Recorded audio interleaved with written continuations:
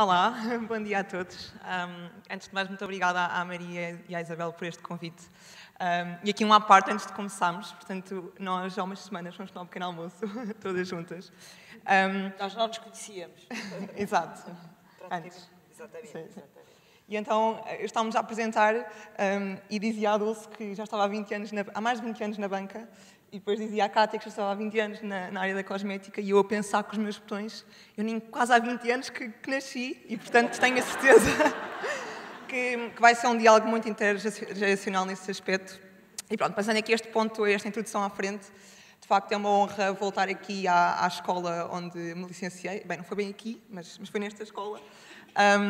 E, portanto, foi aqui que eu, de uma forma inicial, comecei a olhar, portanto, nas minhas ambições e sonhos de estudante, para as carreiras das mulheres que existiam lá fora e aqui em Portugal, e comecei a reparar que haviam poucas. E eu sempre fui uma como palestras, como se costumava dizer no nosso tempo, ia a muitas palestras destas e eu não via muitas mulheres, e portanto tinha alguma dificuldade em conseguir visualizar-me nesses papéis, nesses cargos que eu gostaria de um dia atingir. E portanto, nesse sentido, com uma amiga minha, a Rita Pereira, fundámos um clube, que é o Nova Women in Business, e a ideia era precisamente trazer mulheres com carreiras inspiradoras que pudessem vir cá, falar, tal como esta conferência, falar do que é que já experienciaram, dos momentos que tiveram que fazer decisões importantes nas suas vidas, para que nos pudessem inspirar e para que, quando fôssemos nós a tomar estas decisões e a ter que chegar a estes momentos cruciais, o pudéssemos fazer de forma mais natural e, portanto, conseguimos nos ver. E pronto, e nesse sentido, se calhar passo aqui a palavra à Cátia, que foi a segunda CEO da L'Oréal em Portugal feminina, e, portanto, também tem aqui uma experiência muito interessante para contar. Olha, Carolina, primeiro que tudo, obrigada, porque se não existisse... A Carolina não disse, mas ela trabalha na Uber. E se não existisse a Uber, eu hoje não estava aqui, porque eu ontem durante o dia, fui ao dentista, depois fui trabalhar em flex de casa e esqueci-me onde é que estacionei o carro. E, portanto, hoje de manhã andei que nem uma barata tonta à procura do carro, não o encontrei e já só o vi quando já estava no Uber a vir para aqui. Portanto, ainda bem que a nova geração existe, que a tecnologia existe, porque senão isto... Eu, pelo menos, não estaria aqui. Não sei se é bom, seria melhor ou pior, mas, enfim... É verdade que eu estou na L'Oréal há meia vida, basicamente. Estou mais ou menos há 20 anos na L'Oréal e isso significa meia vida para mim. Portanto, agora já sabem a minha idade, também pouco mais ou menos. E tive a oportunidade de trabalhar na L'Oréal em vários países. Em Portugal, no Brasil, em Itália. Voltei a Portugal e eu tive a fazer um esforço de pensar, porque este tema da liderança feminina para mim não é uma coisa que me... eu não sinto que haja falta de mulheres líderes, porque tenho tido a sorte de trabalhar numa empresa, efetivamente, onde a diversidade de género e não só é uma patente muito forte e, portanto, eu não senti isso, mas fiz na mesma um trabalho de casa de tentar perceber, mas quantos líderes femininos é que eu tive? E, efetivamente, eu já tive uns 13, 14 líderes e só 3 foram mulheres. Portanto, é verdade que eu não sinto na pele isso e sinto-me uma sortuda por isso, mas, efetivamente, em toda a minha carreira eu fui liderada por homens, quase, não é? Tive 3 mulheres em 13, mas no fundo foram homens que me moldaram a ser aquilo que sou hoje e foram pessoas, e mesmo as mulheres também, que desde pequenina, portanto desde que eu era estagiária, eu entrei na L'Oréal como estagiária e como já se ouviu aqui algumas vezes, foram líderes que sempre se passearam nos corredores e portanto vinham ter comigo para me pedir a opinião e foi um role model que eu uso também e hoje tenho até na minha agenda e está aqui. A Cátia, também se chama Cátia, que é a minha assistente, não me deixe enganar. Eu tenho marcado até na minha agenda um momento que é walking around the floors. Precisamente para estar com as pessoas, com as várias gerações. Nós temos na L'Oréal, eu acho que nem são 3 nem 4, são umas 5 gerações que trabalham em conjunto. E também acho que é muito difícil pôr estas gerações em caixinhas e achar que dentro de cada geração as pessoas são todas de uma maneira. Eu quando ouço estes vídeos aqui desta geração, da nova, eu acho que sou desta geração. Portanto, eu não gosto de criar generalizações e de pôr cada uma das pessoas em caixinhas fechadas, uns que são tecnológicos, outros que são emotional drivers, etc. Portanto, gosto de perceber quem é cada pessoa, de estar com cada pessoa e, portanto, é um conselho que eu vos dou à medida, enquanto estão a estudar, depois quando começarem a liderar ou não liderar equipas, mas que eu faço, que acompanhem as pessoas, escutem-nas, percebam quem são, quais são os seus drivers, aprendam com elas e ensinem-lhes também. E, portanto, deixo aqui agora a Dulce dar também o seu exemplo, que também acho que foi a primeira mulher no BCP a liderar É verdade. uma equipa. Sou de outra geração. É muito engraçado este trio e este painel. Nós não nos conhecíamos, como estávamos a dizer, mas acho que já somos amigas as três e acho que já nos conhecemos. E, aliás, acho que só 3 mulheres é que aceitavam este desafio de estar aqui sem rede, sem moderador. Enfim, a contar as nossas experiências, os nossos testemunhos e a valorizar toda esta conferência, que acho que tem sido excelente. Eu, de facto, tenho um percurso de vida um bocadinho diferente delas. Também já tenho um bocadinho mais de anos naquilo que fiz. E tenho 23 anos de banca. A banca é a área financeira, era e ainda continua a ser uma área marcadamente masculina. E eu não percebia porquê, Eu vinha do mundo académico, vinha do mundo das telecomunicações, onde não se notava tanto isso. E o meu primeiro embate foi exatamente, eu não sei se já contei isto, mas isto tem imensa graça, foi quando fui tirar o registro criminal. Porque ia mudar de emprego e tinha que entregar o documento. E a senhora no guichê voltou-se para mim e disse, para que efeito? E eu disse... porque eu vou mudar de emprego. E ela disse-me, então para onde é que vai? Eu vou para o BCP. E ela, não é verdade. O BCP não aceita mulheres. E isto era verdade na altura. E eu disse, não, eu vou, eu tive um convite, estou muito entusiasmada, o meu sonho era mesmo ir para a área financeira, eu gosto muito da banca. A banca era uma fase na banca glamourosa, hoje em dia já não tão glamourosa, mas naquela altura era muito sexy ir para a banca. E era de facto um mundo muito masculino, e eu ia muito entusiasmada. Mas fui tendo alguns embates. E conto também esta história porque é muito curiosa. Eu acho que fui a primeira mulher da alta direção do BCP na altura. Hoje em dia sou CEO do Active Bank, como vocês sabem. Passaram 23 anos. 23 anos de muita luta, de muita conquista, de muita evolução. Mas eu acho que eu não sou diferente de outras mulheres. Sou igual a muitas outras que, para terem um lugar de topo, tiveram que lutar, tiveram que puxar dos galões, tiveram que abdicar de algumas coisas, mas também tiveram muita satisfação e também tiveram muitas alegrias com essas conquistas que foram fazendo. Mas, sinceramente, eu tenho um percurso de vida em que acho que ser mulher foi mais difícil do que se eu fosse homem para conseguir aquilo que eu atingi. Porque entrei numa fase anterior. Porque todos estes temas que estamos a discutir agora, que já não são tabu, graças a Deus, e que já estamos todos praticamente em acordo, eu devo dizer que hoje, ao ouvir o primeiro painel, raramente isto me acontece, mas eu concordei com tudo o que foi dito. E isto é muito engraçado e é muito curioso, porque hoje em dia há uma unanimidade relativamente a estes temas, que é muito saudável, que é indutora de um futuro melhor que vamos ter, mas há 20 anos atrás não era exatamente assim. E eu recordo também nos primeiros tempos, isto também é uma curiosidade, mas tem a sua graça, o CFO do BCP, na altura, pediu-me, você importa-se que eu ponha a sua fotografia num PowerPoint para o roadshow? E eu achei aquilo uma coisa, disse, eu importo uma fotografia para o roadshow, eu não tinha nada a ver com aquela área do Investor Relations. E eu disse-lhe, mas porquê? É porque a maior parte dos investidores não investem no título do BCP porque há a imagem de que o BCP não contrata mulheres. Isto era autêntico. Portanto, havia casas de investimento que vetavam o título porque o título não tinha mulheres a trabalhar. E, portanto, eu era mostrada no PowerPoint para dizer, não, aqui há mulheres. Não, e pior que isso, eu recebia telefonemas a perguntar, você existe mesmo? Você está aí mesmo nesse lugar, e é mesmo isso que faz, e é mesmo diretora, e está na alta direção. E eu dizia, sim. Bom, hoje em dia, enfim, passaram 20 e tal anos, é completamente diferente, mas even so, as coisas não são exatamente como poderiam ser. Tenho aqui uns números só para, enfim, alimentar um bocadinho a discussão, mas a nível de CEO, só 2% são mulheres na banca. Ao nível dos board members, apenas 20% são mulheres, portanto, nem conseguimos, de facto, cumprir aquilo que são as cotas.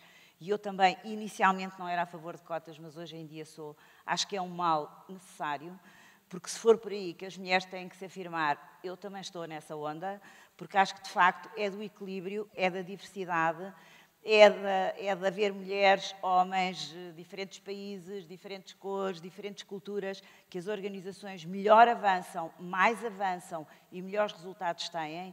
E, portanto, se é necessária a cota, eu também sou a favor da cota. Mas eu também acho que nós, mulheres, e desculpem eu falar assim, porque acho que é um público maioritariamente feminino, e acho que os homens que cá estão também entendem um bocadinho este discurso. Acho que nós também temos que crescer em algumas coisas. Eu li recentemente, e passo já a palavra à Carolina ou à Cátia também para falarem um bocadinho sobre isto, mas li recentemente um estudo de uma consultora muito conhecida que questionado a um grupo de pessoas, enfim, nas organizações, se ambicionavam ou não chegar a líderes, 40% dos homens disseram que sim. Apenas 22% das mulheres disseram que sim. Então, mas eu vou dar, posso dar aqui um falta exemplo? aqui um bocadinho de ambição, não é? Diz lá, Cátia. Não sei, eu quando comecei, está a funcionar? Estão cá, vocês. Quando eu comecei na L'Oréal, eu lembro-me de me perguntarem também, uma par, então, mas o que é que tu queres, onde é que queres chegar? Eu disse, eu quero ser diretora de marketing. Era aquilo, não era mais do que aquilo. Efetivamente, onde é que já vai essa carreira de direção de marketing? Portanto, eu acho que também é verdade que às vezes, e isto não tinha a ver com o facto de ser mulher ou de não ser homem, tinha a ver com a minha ambição e, portanto, também acho que é muito importante, como dizia a Isabela há pouco, a pessoa saber o que é que quer e também não é necessário que todos queiram chegar ao topo do topo do topo, até porque o topo do topo do topo tem um lugar, não é? Portanto, também não é assim tão fácil. Portanto, saber onde se quer chegar, mas também, sobretudo, não se autolimitar. E eu não sei se adolescei do tempo ou não, mas também há alguma leitura, antigamente, para a mulher sair do país, precisava da autorização do marido. Ora, onde é que este tempo já vai? Não é? E eu gostava de perguntar aqui à Carolina, efetivamente, se este tema, e eu já percebi que foste fundadora do movimento, etc., mas quando eu ouço estes vídeos, eu diria que daqui a 10 anos esta conferência já não pode existir. E vocês vão ter que se reinventar, porque senão, não é? Também já se disse aqui, o mundo evolui muito rapidamente. Eu, com as minhas gerações mais novas dentro da L'Oréal, nós não falamos muito de inigualdade de género, tenho muito mais desafios entre o tempo que se dedica às gerações mais novas, o tempo que se dedica às gerações mais veteranas, são muito mais esses temas do que propriamente diversidade e igualdade de género. E eu não sei se na nova geração, e eu espero que tu respondas aquilo que eu gostava que tu respondesses, mas não sei se vai ser se não. Não sei se é um tema, se não é um tema. Quando vocês estão sozinhos e não aqui frente a uma plateia, conversam sobre isto, é um problema, não é um problema? Como é que é, Carolina? Sim, eu acho que isso não é um tema de todo. Eu nunca me apercebi que era rapariga na faculdade, ou seja, eu nunca senti que houvesse uma diferença. Eu acho que nós só começamos a perceber isto quando olhamos para cima e, portanto, também tenho total confiança que isto daqui a uns anos, de facto, vão ter que se reinventar porque não vai haver este problema. Eu nunca me apercebi que era rapariga, porque de facto nunca fui discriminada. Agora, quando olhava para cima, e acho que é normal nós identificarmos com mulheres que têm às vezes desafios diferentes e se calhar a vontade de ser mãe e tudo mais, que fisicamente altera e tem impacto nas nossas escolhas de carreira, é que começamos a perceber, de facto, não há muitas. E, portanto, o que é que aconteceu até lá? E eu acho que gostava de agora fazer aqui uma pergunta, que é algo que costuma ser um tema que se fala nestas conferências e que ainda não foi tocado aqui hoje, que é qual é que vocês sentem que tem sido o impacto dos vossos maridos, parceiros, o que for, exato, para as decisões que tomaram na vida profissional? Eu acho que o tema que a Carolina está a colocar é relevantíssimo, porque um homem pensa nisso, mas eu acho que uma mulher, desculpem dizer isto, mas pensa mais. Nós nascemos, porque assim, somos nós que temos os filhos, não é? Somos nós que, no fundo, damos vida à família. E eu acho que a família é uma coisa muitíssimo importante para nós. E, portanto, eu acho que isso ainda era uma barreira, quando as mulheres pensavam, enfim, que gostavam de progredir na carreira e gostavam de atingir patamares de maior importância e de maior responsabilidade, mas... E depois a família, como é que é? Eu não vou ter tempo e eu não vou conseguir equilibrar, eu vou ter uma pressão muito grande para o resultado e eu não vou conseguir. E eu acho que essa é uma barreira que as mulheres têm que vencer. Eu tenho um orgulho enorme na família que construí.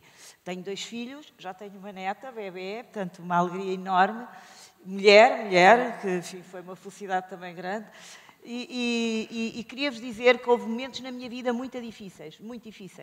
Eu não assisti à primeira papa do meu filho, lembro-me da minha filha ter tido varicela e eu estar no estrangeiro e estar ao telefone a falar com a pediatra e a falar com o meu marido e a falar com toda a logística para me conseguirem garantir que as coisas corriam bem e eu estar muitíssimo preocupada. Mas também me lembro, já com meus filhos adolescentes, de um dia numa conversa em casa daquelas, a seguir a um almoço de domingo, tudo bem disposto, enfim, muito descontraído, eu dizer, eu penalizo-me por não ter estado cá quando foi a entrega do diploma, não sei o quê, e referi 3 ou 4 momentos, e eu recordo esse momento como dos mais felizes da minha vida, os meus filhos me dizerem, para que é que a mãe está com essa conversa? Nós temos um orgulho enorme em si, a mãe é um exemplo para todos nós, e a mãe fez o que devia ter feito. E eu devo-vos dizer que, nesse momento, eu disse... Obrigada. Obrigada, porque eu acho que, sinceramente, eu acho que todas passamos por momentos destes que são muito duros e são aqueles momentos de viragem na nossa carreira, porque muitas de nós pensamos, se calhar não vale a pena, eu não quero ter essa pressão, eu não quero estar em lugar de destaque, eu não quero quero chegar a casa à hora certinha, não ter que me preocupar com nada. Não pensem assim, porque a gente consegue conciliar. Nós somos capazes e hoje em dia também as famílias já têm uma outra estrutura, os maridos apoiam, há logística, há uma boa organização, há a tecnologia que também nos ajuda e não tenham esse tipo de problemas ou de bloqueios, porque nós somos capazes de equilibrar a nossa vida familiar com a nossa vida profissional. Eu recordo aqui só outro momento, porque quando entrei para o banco, lembro-me, havia uma ação de formação, eu era a chefe de equipa e aquilo culminava com uma entrevista, uma conversa com o presidente, que na altura era o engenheiro Jardim Gonçalves, e lembro dele se voltar para mim e dizer-me: o que é que você está aqui a fazer? Você tem 2 filhos em casa e consegue conciliar a preocupação dele. E eu lembro de responder: ó Sr. Engenheiro, é exatamente por isso que eu aqui estou, porque eu quero ser um exemplo para os meus filhos. Eu quero ser realizada profissionalmente, eu quero ter uma carreira de sucesso e é por tudo isso que eu aqui estou e é por eles também que eu aqui estou. E ele não tinha filhos? Diz? Ele não tinha filhos? Tem. Mas se calhar interrompo aqui para fazer Mas olha, mas Carolina, portanto, tu não desistas de constituir família, a Cátia penso que também tem a sua vida organizada, diz. Pois, mas no nosso almoço ali, foste para fora, não construíste família. Não construí família, não foi por ter ido para fora, foi porque não encontrei a pessoa certa. E isto de escolher um marido qualquer é meio caminho andado para dar tudo errado, não é? Portanto, foi só por isso, não foi por não conseguir. Não vão vocês pesquisar o meu perfil e descobrir, não, ela não é casada, é a única CEO que não é casada e não tem filhos e não tem fotografia da família feliz na mesa, não é? Não aconteceu porque, efetivamente, pronto, ainda não teve que acontecer, mas irá acontecer. Portanto, há esperança para isso. E acho só mais uma coisa. Acho que, e não falando com propriedade minha, já acho que as pessoas que trabalham comigo e conseguem equilibrar são malabaristas e fazem-no. Eu às vezes chego a casa e penso, eu só quero é que ninguém fale comigo. Se eu tivesse aqui 4 pessoas à minha espera, eu acho que morria. Mas também me dizem que há mecanismos, que há enfermeiras do sono. No outro dia, Catarina Laureano, que está aqui, que já trabalhou comigo, falava-me disto também. Portanto, há estruturas que se montam efetivamente, paga-se também um bocadinho para ter sanidade mental. E agora perdi-me, já não sei o que é que eu ia dizer. Mas também acho que, e era aqui sem ter a propriedade, porque ainda não passei por isso, acho que também faz parte de escolhas e de pensar, a carreira não são 10 dias, nem são 10 anos, a carreira são mais de 40 anos. E se eu tiver que, não é abdicar, eu vou dizer a palavra abdicar, porque agora não me vem à cabeça outra, mas se eu tiver que abrandar um bocadinho um lado para dar mais gás no outro, eu acho que não me vou martirizar por isso. E, portanto, acho que vocês, cada uma de vocês, o que eu diria, o que eu aconselharia é o que eu penso para mim, no dia em que eu quiser começar a ter filhos, e espero que isto depois tudo funcione, não é? Porque meia vida de L'Oréal já, vou conseguir conciliar, porque vou pôr o foco onde ele tem que estar. E, portanto, aquela assertividade que eu tenho na minha vida profissional, com os meus colaboradores, com os meus stakeholders, eu também vou ter essa disciplina para mim. E, portanto, eu acho que tudo dá para conciliar, desde que a pessoa saiba o que é que quer. Portanto, acho eu. Mas eu acho que estamos só a olhar para um lado da face da moeda, que é, de facto, as mulheres têm que ter mais à vontade para se calhar, na vida profissional, fazer escolhas mais arrojadas. E se calhar há muitos desses comentários ainda de porque é que estás aqui e não estás com os teus filhos, que é uma coisa que tem parado de acontecer. Mas o outro lado também acontece. Ou seja, os homens, muitas vezes, há uns tempos estava a falar com um partner também de uma consultora e ele dizia-me que uma vez tinha dito que não podia ir àquela reunião porque tinha que ir buscar a filha ao balé. E que foi, não é gozado, mas que fizeram um comentário. E, portanto, assim como a mulher deve ser incentivada a, de facto, entrar mais na vida profissional, o outro lado é igualmente importante. Ou seja, o homem também deve haver esta vontade para que passe mais tempo na vida familiar e, se assim o entender, não é por ser homem ou ser mulher, portanto, acho que ambos querem ser pais dos filhos e construir a família, se assim o entender, ter essa vontade. E, portanto, é normal que nós mulheres defendamos o nosso lado, que queremos entrar no mercado de trabalho, mas temos também, e falo do exemplo que tenho em casa, que se calhar nós mulheres gostamos de ser, se calhar quem diz primeira palavra, que a criança diga a primeira palavra mãe, ou que seja a mãe que muda a primeira fralda, e isto tem que ser partilhado, esta vida de casa, porque então, para ser metade, tem que ser no trabalho e em casa, acho eu. E acho que é um lado da moeda que não se fala muito. o lado dentro do Mas homem aqui entrar em já casa. ouvimos que o homem também chora, os homens também choram, não é? É um clichê. Mas é verdade, os homens também choram e os homens têm cada vez mais... Eu ainda conheço pessoas que dizem, não, eu já me dei uma fralda a um dos meus filhos, uma pessoa que tem 5 filhos. Eu penso, pronto, ok, felizmente a maior parte dos homens já não são assim e, de facto, distribuem-se as tarefas, valoriza-se o papel da mulher na sociedade, o papel do homem na sociedade. E eu acho que isso é muito mais importante para o crescimento da sociedade, porque a sociedade não existe só com um ou só com o outro. Portanto, sim, Cátia, tens razão, Carolina.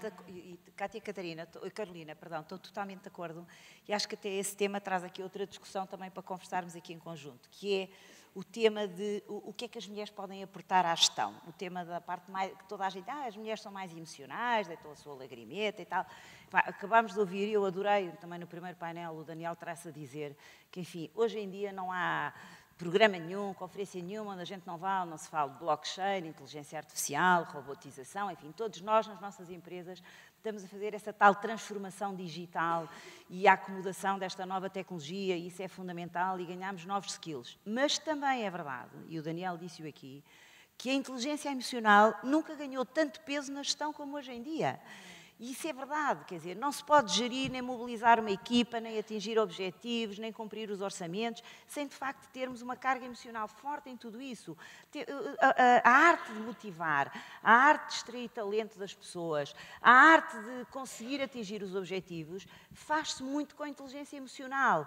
Eu posso perceber muito de matemática, de finanças, de informática, de robótica, mas se calhar sou uma péssima líder porque não sei gerir pessoas. E, portanto, a liderança tem muito desta componente também emocional, que eu acho que a mulher traz isso mais naturalmente. Não quer dizer que os homens também não a tragam, acho que nós conseguimos isso mais naturalmente. Não consegue trazer mais conciliação, mais empatia, se calhar uma capacidade mais próxima, não é? Nós somos assim um bocadinho...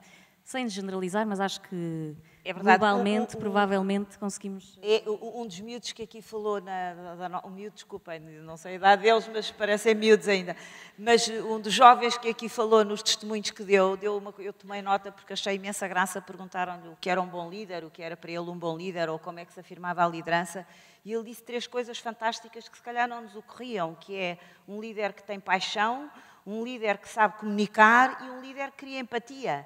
Curioso, não é? Ele não disse um líder que tirou 18 valores em finanças públicas, estão a ver?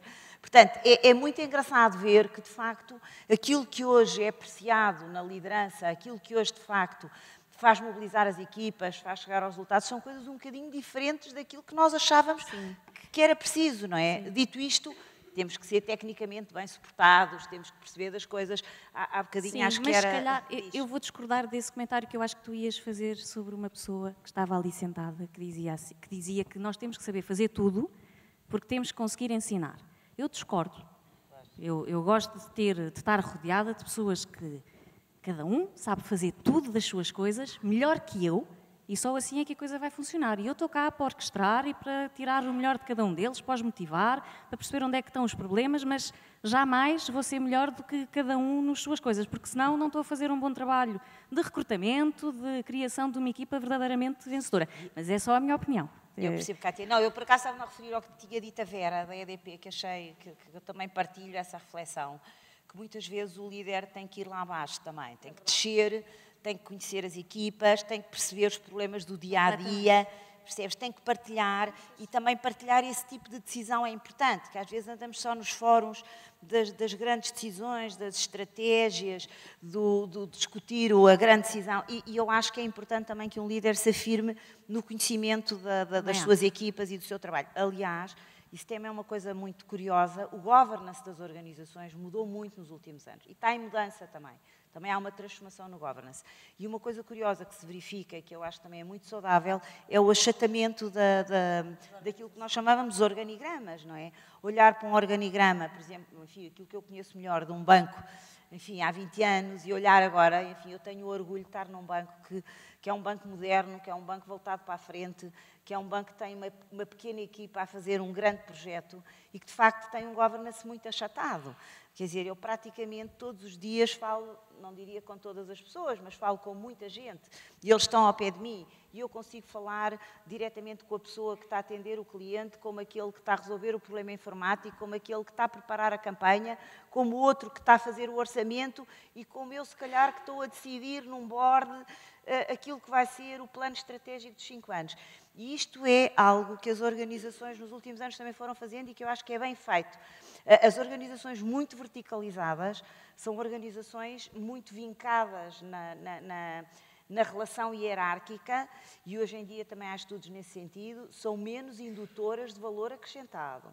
O valor acrescentado vem mais das universidades. Eu penso que a Carolina tem uma experiência muito interessante, não tem? Tu estás a trabalhar num sítio completamente disruptivo, não é? Diz lá. Eu acho que isso toca muito na diversidade que é importante, que é, de facto, um líder que está a olhar de cima para baixo, tem uma visão totalmente diferente e, se calhar, muito mais genérica e abrangente do que uma pessoa que está numa pequena divisão, que é o meu caso, que estou a olhar de baixo para cima. E, portanto, é totalmente diferente e eu consigo, se calhar, comunicar e ver problemas que quem está a liderar-me não consegue ver. E, portanto, em posições que vocês estão. E essa importância de ter que descer e andar nos escritórios é algo que vos, no limite, só vos ajuda a tomar melhores decisões porque têm noção do que é que se está a passar no geral. Eu acho que isto é mesmo muito importante. Eu gosto de falar de um exemplo, uma notícia que eu li, uma notícia já muito antiga, que eu li há uns tempos, que foi na altura em que estavam a construir o metro de Barcelona ou de Madrid e que foram a concurso. E, portanto, havia várias empresas, estavam a fazer o protótipo daquilo que ia ser a carruagem, e houve uma empresa que ganhou. E vocês podem, se calhar, estar a pensar que a empresa que ganhou foi a empresa que tinha o melhor motor do metro e não foi. A empresa que ganhou foi uma empresa cujas carruagens, quando paravam na GAR, abriam uma coisinha assim, porque tinham uma engenheira que o salto sistematicamente ficava preso naquilo.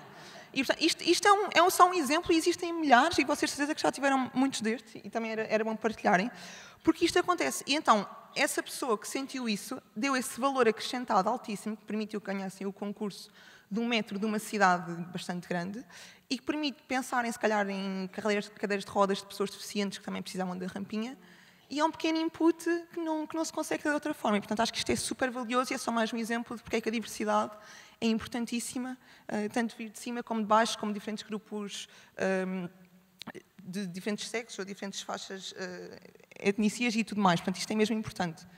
Olha, e qual é que é a tua carreira de sonho? Existe isso ou não? Ui. Não sei, eu acho que uma coisa que eu quero muito ter é só realização pessoal. Eu acho que a minha geração já não olha tanto, se calhar, para salário e para progressão.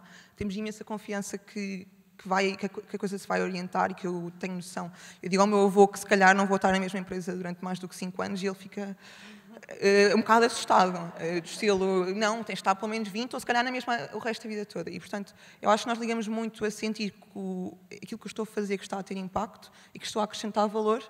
E se não o sentimos, ou falamos, que é algo que, se calhar, as gerações anteriores não faziam, ou então mudamos. Carolina, e ter sucesso para ti, o que é? Porque eu recordo, para mim, quer dizer, eu fui mudando aquilo que eu achava que era ter sucesso. É uma coisa curiosa ao longo da minha vida. Eu hoje acho que ter sucesso é eu conseguir que as pessoas que trabalhem comigo sejam felizes e eu seja feliz com elas. E este conceito de felicidade incorpora o resultado, como é óbvio, não é? Não sou completamente desligada do material. Acho que a parte material é fundamental até na construção desta felicidade. Mas e para ti, o que é ter sucesso? Diz-me lá. Eu acho que é este ponto que eu estava a falar. Portanto, sentir que temos um propósito, que o que estamos a fazer que está a criar valor, mas, para mim, por acaso, as coisas mais importantes é estar rodeado numa equipa em que as pessoas estão com um brilho nos olhos, que é uma coisa que já foi aqui falada muitas vezes, que eu me identifico a 200%, que é estar numa empresa em que as pessoas estão com os olhos a brilhar, pá, faz tudo, é tudo possível. E isto é mesmo importante, e eu sinto muito isto, eu alimento muito da energia dos meus sentes líderes. isso, hoje em dia? Sinto isso e sinto que é uma coisa que faz muita diferença nas empresas e, portanto, se é algo que eu quero que levem hoje daqui é isso, portanto, mostrem às vossas equipas que estão motivados e que têm brilho nos olhos, eu acho que aí consegue-se fazer tudo. E, se calhar, passo eu agora o testemunho. Passas ao ataque. Exato, passo ao ataque e pergunto às duas quais é que são os conselhos que deixariam, portanto, a esta plateia para a futura geração e para conseguirem chegar aos lugares de topo, se for isso que as pessoas querem. Queres que eu comece? Então, eu lanço. Eu lanço. Bom, é muito difícil dar conselhos, porque eu acho que é a parte mais difícil sempre, é dizer o que é que os outros podem fazer. Mas eu acho que o futuro nos traz coisas muito boas e muito positivas, é esse conselho que eu deixo um bocadinho às gerações que aí vêm. A primeira questão é a questão da responsabilidade e da responsabilidade social. A responsabilidade com a organização, a responsabilidade com a sociedade, a responsabilidade com a família. Eu acho que é um conselho que eu dou, que a minha geração não teve isso tanto no início, que hoje em dia já está mais interiorizado, mas que estas gerações mais novas vão ter que ter isso incutido naquilo que é o seu dia-a-dia, a sua rotina. Têm que ter um propósito, têm que lutar por algo, têm que deixar um legado. E esse legado é no sítio, não só enfim, na sua vida particular e familiar, como na sua vida de empresa, como na sua vida de trabalho. Nós temos que, de facto, deixar um legado. E temos que, a empresa onde trabalhamos, também deixar esse legado, essa responsabilidade social. O sermos mais amigos do ambiente, o termos projetos de outra natureza de cidadania, o alocarmos parte do lucro para determinadas coisas que antigamente não se faziam. Portanto, isso é muito importante. Isto é um primeiro aspecto. O segundo aspecto, eu acho que era outro conselho que eu dou, é deem valor à criatividade, deem valor à disrupção, deem valor à inovação. Eu costumo dizer que hoje em dia já praticamente está tudo inventado, mas não está, não está. Há sempre qualquer coisa de novo. O exemplo que a Carolina trouxe do salto de sapato é engraçado. Eu vou-vos trazer outro exemplo, que não é da minha indústria, é de outra, mas que eu achei curiosíssimo. Uma grande marca de azeites em Portugal descobriu uma coisa curiosíssima através de um estagiário que recrutou para um estágio de verão. Então, esse estagiário estava a trabalhar nos armazéns e descobriu que, pelo facto das garrafas serem redondas, que ocupavam muito mais espaço e que tinha imensos problemas na armazenagem. E teve a coragem de dizer à pessoa com quem trabalhava que porquê é que vocês não experimentam garrafas quadradas? Porque elas empilham-se muito melhor, desperdiçam muito menos espaço. Bom, esta ideia, devo dizer, levou a poupar na indústria dos óleos e dos azeites 30% de custos de transportes. Bom, foi uma grande ideia, como vê, por um estagiário que não conhecia nada do negócio, mas que, ao introduzir esta ideia, ao ter a coragem de a transmitir, conseguiu, de facto, que ela fosse implementada e que ela se traduzisse neste enorme valor. Portanto, a criatividade, a inovação e a disrupção são características daquilo que as organizações atuais e no futuro vão ter que ter em conta e qualquer líder vai ter que ter isso em consideração. E last but not least, ética e valores. Por favor, isso nunca esqueçam, nunca esqueçam. É isso que nos distingue, é isso que distingue as empresas, é isso que distingue as organizações e é isso que distingue as pessoas. Nós temos que ter valores em tudo na vida. Não vale tudo, não vale tudo.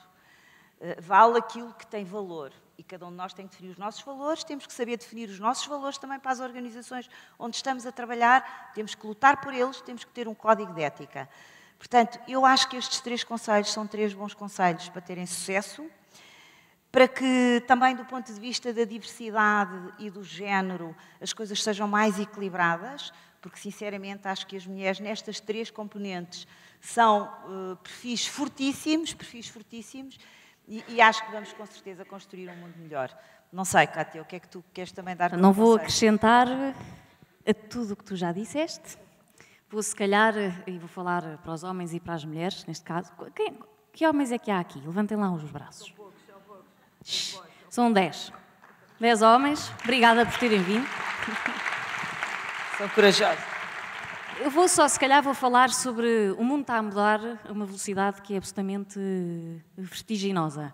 Eu acho que nos últimos 4 anos o mundo mudou mais do que nos últimos 40 e quem não tiver, efetivamente, a capacidade de olhar à frente ou de, pelo menos, questionar as coisas que são feitas, porque sempre foram feitas assim, vai ter muito pouco percurso pela frente. E, se calhar, vou-vos falar do poder do não e contar-vos uma pequena história. Eu, quando entrei na L'Oréal, eu entrei com um não. Eu entrei como estagiária, eu estava em 2 processos ao mesmo tempo para entrar na L'Oréal. E estava num processo, tinha mandado tinha feito uma candidatura espontânea, portanto, uma carta pelo correio. Isto, para ti, Carolina, é algo que se calhar nem sabes que é uma carta, não é? Já, enfim. Mandei uma carta pelo correio para os recursos humanos e estava num processo de recrutamento através de uma empresa de recrutamento.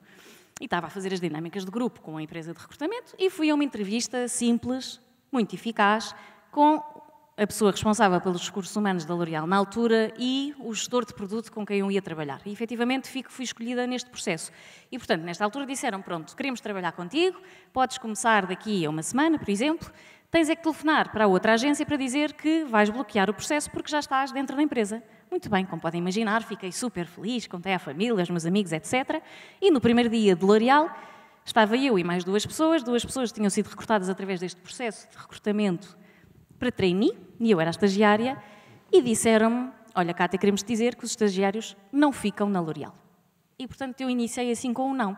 Eu olhei, eu acho que nem sequer, aquilo entrou-me por um lado e saiu-me pelo outro. Portanto, efetivamente, 20 anos depois, ainda cá estou aqui. Os outros meus colegas que entraram, uma saiu porque quis e o outro também cá está e está noutro país. Mas, portanto, não aceitar dogmas, não aceitar que é assim porque sempre foi feito assim, é a coisa que me...